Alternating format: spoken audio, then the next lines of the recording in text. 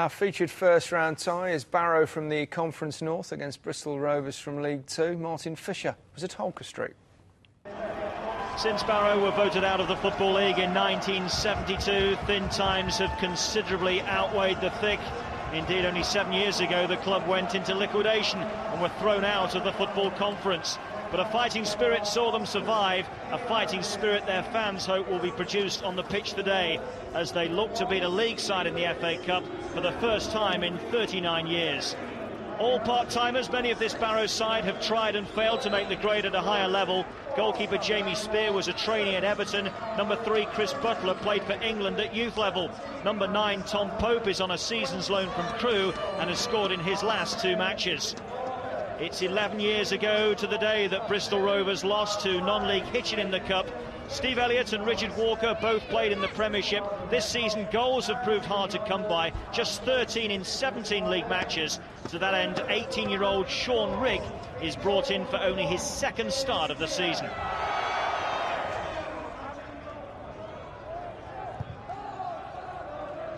Just look at the ball hold up in the wind there. To say it's a strong wind here is an understatement, and the wind is certainly to Bristol Rovers' advantage in the first half.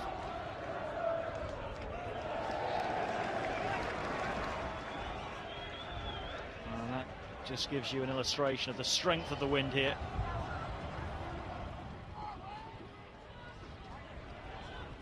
Campbell for Cotterill, looking for Walker, only finding Jamie Spear's hands. Rigg appears to be suffering with some kind of facial wound there. This is how it happened. Oh, that was a punch. That was a punch in the face. I think it was Cotterill on Rigg. Not spotted by the referee. Was spotted by the cameras. Makes his way off the pitch. And it's because of the left fist of James Cotterill. Sandell with a throw. Elliott has found space. It's his ball in. And it's Walker's shot. And it's Walker's goal. And Bristol Rovers are in front 10 minutes before half-time. Richard Walker, having gone 5 games without a goal, pops up with a crucial one here this afternoon. Spear is beaten, and his defenders went AWOL. Good play by Elliott. He found space, and then Walker wriggled his way into room and then curled a delicious shot beyond Jamie Spear. Green for Lambert. And here's Green again. And he took that down nicely. Not a bad ball in either. Spears dropped it, and Disley hammers home the rebound. Rovers get the crucial 2nd goal just past the hour mark. Craig Disley with his 2nd goal in 8 days. Great move down the right. Ryan Green heavily involved. Spear couldn't gather it, and Disley on hand to rifle the ball home.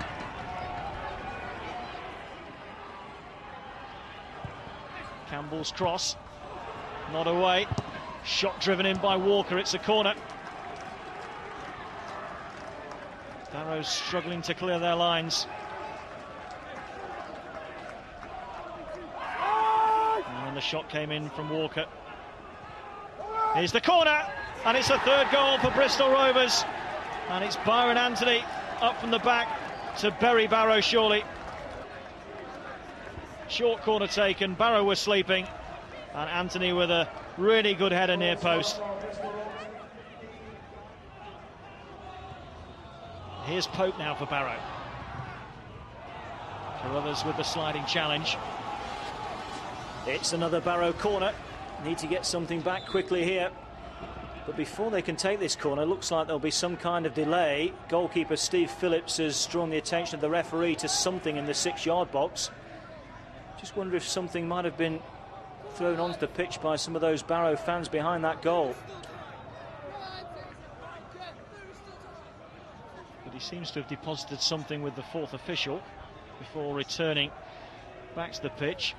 Just wonder if that's a coin that's been thrown at the Bristol Rovers goalkeeper Steve Phillips. In comes the corner. Phillips struggling to get there, and Barrow have their goal. Phillips is on the floor. Barrow have a goal. There's a whole posse of blue and white striped shirts went in to meet that corner. And Phillips possibly still concerned about the object that was thrown at him from behind that goal. Couldn't get there. And Pope was in there for Barrow. And I think it's Tom Pope that got the final touch. It's his third goal in the last 3 games.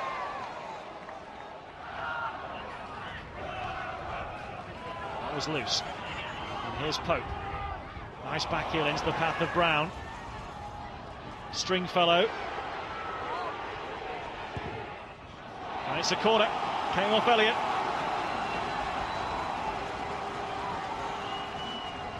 Well, Barrow managed to score from their last corner kick. It's a higher one. No less awkward. And that's cleared off the line. It's in now, though. It's knocked in at close range. And Barrow have their second goal.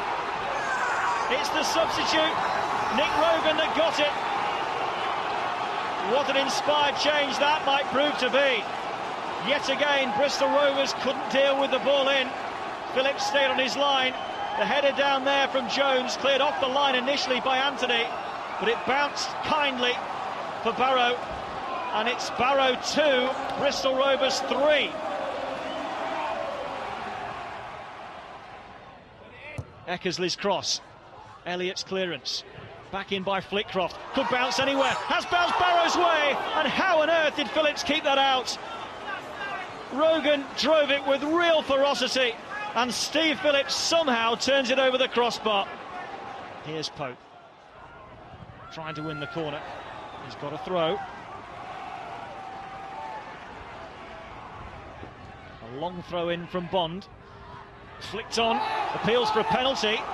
And it's a corner that's given. Barrow fans behind that goal felt it struck an arm.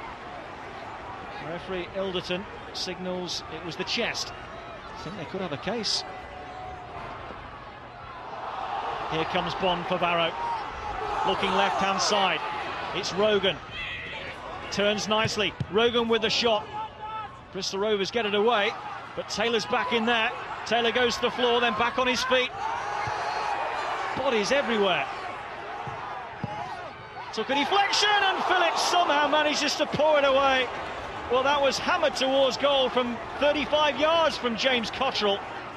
Came through a crowd of bodies. But for their keeper making absolutely 2 world-class saves, you know, the game would have been certainly a draw, if not better for us. One unsavoury incident, Sean Rigg, what's the latest on that? Yeah, he's sat down in accident and emergency at the moment. We're disappointed. I haven't seen the footage yet. He's a young lad, and I think that, there's no place for that in football. I was getting a bit of stick, and that didn't bother me. But when people throw coins at you, you only got to turn around and one of them catch you in the eye, and that's your career over. And it's ridiculous. I don't see why people do that. Well, we've already discussed that. More coins and 1 or 2 other unsavoury incidents.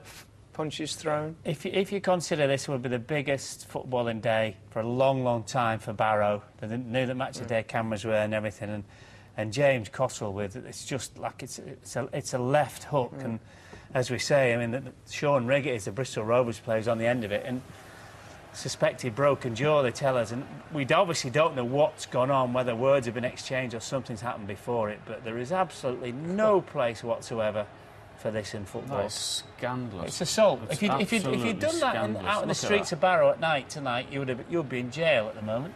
Sort of thing you see on a rugby pitch. Yeah, it's ridiculous. Absolute crazy. It's a shame, really, because it was a plucky effort from Barrow. They came back well, didn't they? Almost at the end. Almost. I said the goalkeeper, Bristol Rovers goalkeeper made 2 excellent saves at the end, but it's completely spoiled the day. Yeah, they've done great getting back into it. Done themselves proud, but he just blew it for everyone. Yeah. He let everyone down. Shame. All we've got time for now is